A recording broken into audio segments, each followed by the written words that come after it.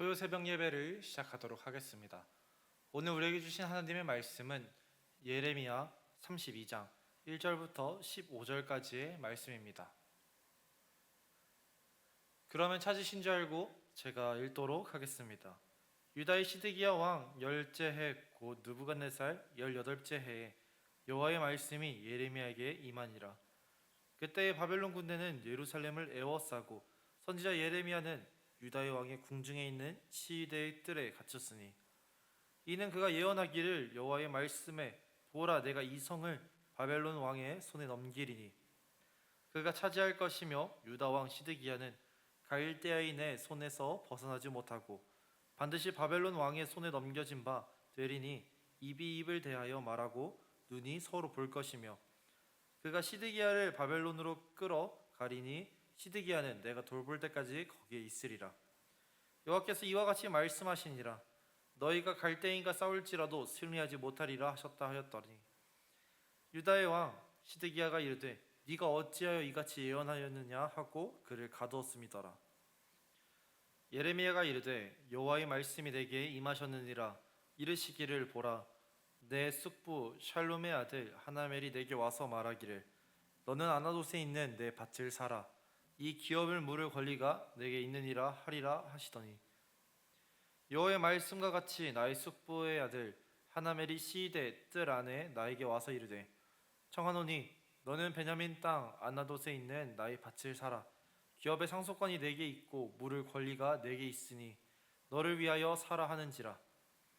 내가 이것이 여호와의 말씀인 줄 알았으므로 내 숙부의 아들 하나멜이 아나돗에 있는 밭을 사는데 은 17세겔을 달아두되 증서를 써서 봉인하고 증인을 세우고 은을 저울에 달아두고 법과 규례대로 봉인하고 봉인하지 아니한 매매 증서를 내가 가지고 나의 숙부의 아들 하나멜과 매매 증서의 인친 증인 앞과 시대 뜰 앞에 앉아 있는 유다 모든 사람 앞에서 그 매매 증서를 마세야의 손자 네리야의 아들 바룩에게 붙이며 그들의 앞에서 바룩에게 명하여 이르되 만군의 여호와 이스라엘의 하나님께서 이와 같이 말씀하시기를 너는 이 증서 곧 봉인하고 봉인하지 않은 매매 증서를 가지고 토기에 담아 오랫동안 보존하게 하라.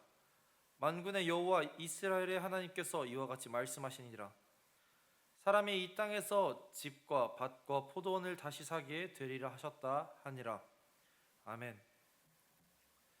저는 오늘의 말씀을 묵상하며 저보고 이 밭을 사라고요? 라는 제목을 지어 보았습니다. 만약 누군가 여러분을 찾아와서 좋은 땅이 있으니 사보지 않겠냐? 라고 이야기한다면 어떻게 반응하시겠습니까?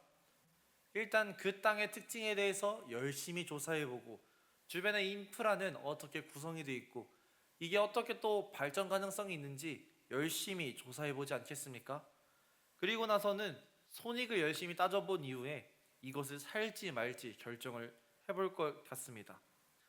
그런데 만약 여러분이 사야 되는 그 땅이 어떤 좋은 땅도 아니라 이미 전쟁이 일어나고 있는 그 지역, 곧 멸망할 것 같은 그 나라 가운데서 황폐화된 그 땅을 사야 된다고 한다면 여러분은 그 땅을 살 수 있으시겠습니까?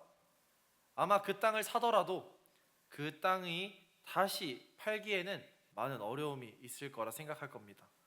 또한 전쟁이 끝난 이후에 뒤늦게 가서 이 땅이 제 땅입니다 하고 소유권을 주장해도 그것이 온전히 여러분의 소유권으로 인정이 될지는 어려운 상황입니다. 이렇게 난해한 상황들이 이루어질 거기 때문에 대부분의 사람들은 그 땅을 사지 않는 선택을 내릴 것입니다. 그러나 오늘의 말씀에는 그런 상황에서도 한 땅을 산 사람이 등장합니다. 그 사람은 우리가 잘 알고 있는 예레미야입니다. 말씀을 통해 당시 상황을 조금 유추해보자면 바벨론과 유다는 계속해서 전쟁 중인 상황이었습니다. 전쟁이 진행되고 있더라도 자신이 살고 있는 그 나라가 승리하고 있다면 조금이나마 숨통이 트일만 하겠지만 이미 유다는 바벨론의 군사들로 인해 예루살렘을 포위당하는 그런 경지까지 이르렀습니다. 심지어 하나님의 말씀을 전하는 선지자 예레미야는 하나님께서 유다를 바벨론의 손에 넘기실 것이다 라는 예언을 사람들에게 하고 다니고 있었습니다. 이런 예레미야의 예언을 들은 사람들은 사기가 꺾이고 불안에 빠졌을 것입니다. 결국 예레미야는 시드기야 왕의 명령으로 감옥에 갇히는 신세에 처합니다. 이미 하나님께서 유다의 패배를 확언하셨습니다.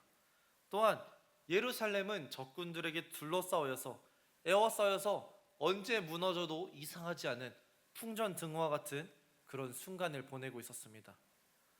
그 순간에서도 사람들은 진실된 예언자 예레미야의 말에 귀 기울이지 않았습니다. 오히려 우리가 승리할 것이다. 하나님이 그들을 멸망시키실 것이다. 우리는 선택받은 민족이다. 이런 이야기를 하는 거짓 선지자들의 이야기에 귀 기울이고 있었습니다. 그래서 사람들은 하나님께서 자신들을 멸망하게 내버려 두지 않으실 것이라는 헛된 소망과 기대를 품으며 날마다 살아가고 있었습니다. 그러나 그 시대 가운데 예레미야만은 하나님께서 유다의 멸망을 말씀하신 것을 믿으며 살아가고 있었습니다. 시간이 흘러 하나님께서는 감옥에 갇혀 있었던 예레미야를 찾아와 이렇게 말씀하십니다. 내 숙부 샬룸의 아들 하나멜이 찾아와 내게 아나돗에 있는 밭을 사라고 할 것이다. 하나님께서 이 말씀을 마치시고 얼마나 흘렀는지는 모르겠지만 하나님께서 말씀하신 대로 하나멜이 예레미야를 찾아와 똑같이 이야기하기 시작합니다. 앞서 이야기했던 것처럼 지금 예레미야의 상황이 어떻습니까? 그는 지금 왕의 명령으로 감옥에 갇혀있는 상황이었습니다. 그냥 갇혀있는 것도 아니라 왕의 명령으로 갇혀있기 때문에 그가 지금 당장 석방될 가능성을 희미합니다. 또한 왕이 이야기했던 것은 너가 어찌하여 그런 예언을 하였는가? 라는 이야기로 그를 감옥에 가두었기 때문에 예레미야가 그 예언을 거짓으로 바꾸지 않는 이상 예레미야는 그 감옥에서 나올 수 없었습니다.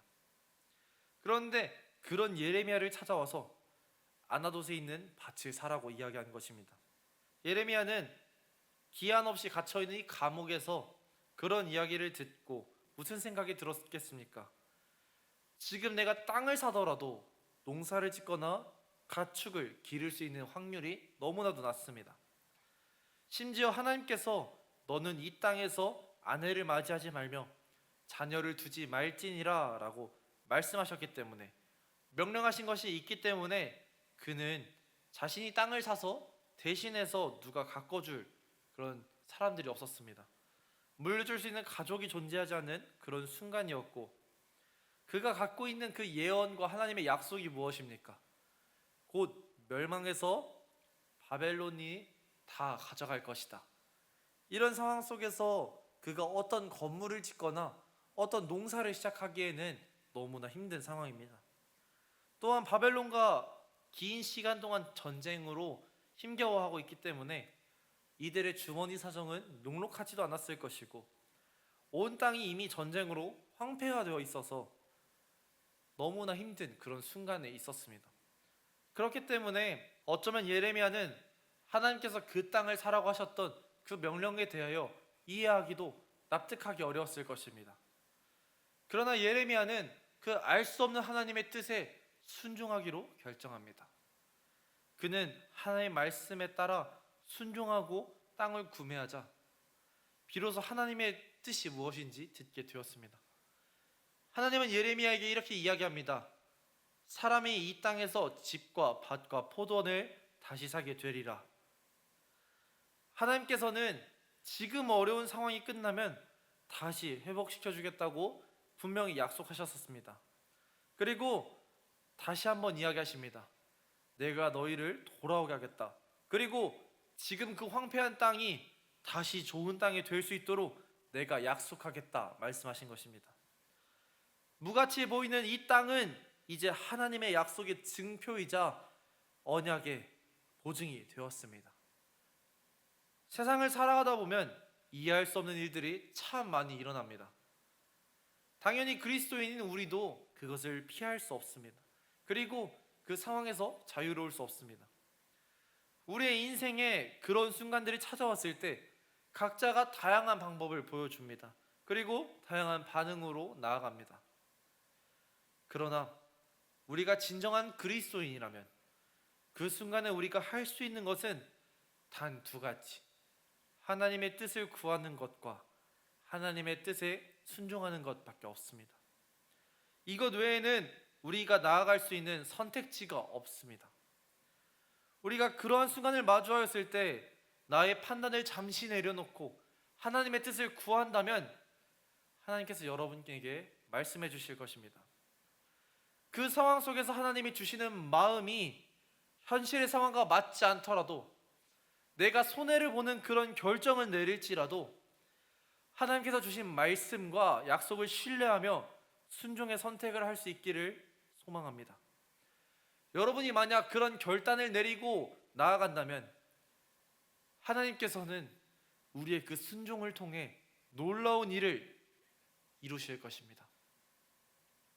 그러니 언제나 선한 길로, 언제나 선한 것으로 우리를 채워주실 하나님을 온전히 신뢰하며 나아가기 원합니다. 그렇게 우리가 하나님을 의지하며 나아가야지, 그렇지 않으면 우리가 어떤 사람이겠습니까? 비록 내가 생각했을 때 아닐지라도 하나님의 뜻을 순종하며 하나님의 약속을 믿고 의지하며 나아가는 우리 모두가 되길 예수님의 이름으로 기도하겠습니다.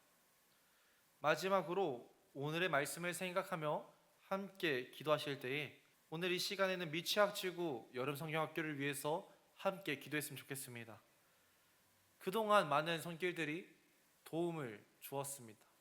이 가운데에 오늘 열매를 맺게 될 텐데 많은 아이들이 주님을 알고 주님을 사랑할 수 있게 기도했으면 좋겠습니다. 또한 두 번째로 기도하실 것은 오늘을 역사하신 하나님의 그 놀라운 은혜에 대해서 함께 기도로 나아갔으면 좋겠습니다. 마지막으로 세 번째는 이제 미취학지구를 시작으로 다른 교육지구 사역들이 시작됩니다. 그 모든 사역들 가운데에 아무도 아프지 않고 다치지 않고 주님의 은혜에 충만할 수 있도록 함께 기도했으면 좋겠습니다. 그러면 기도하도록 하겠습니다.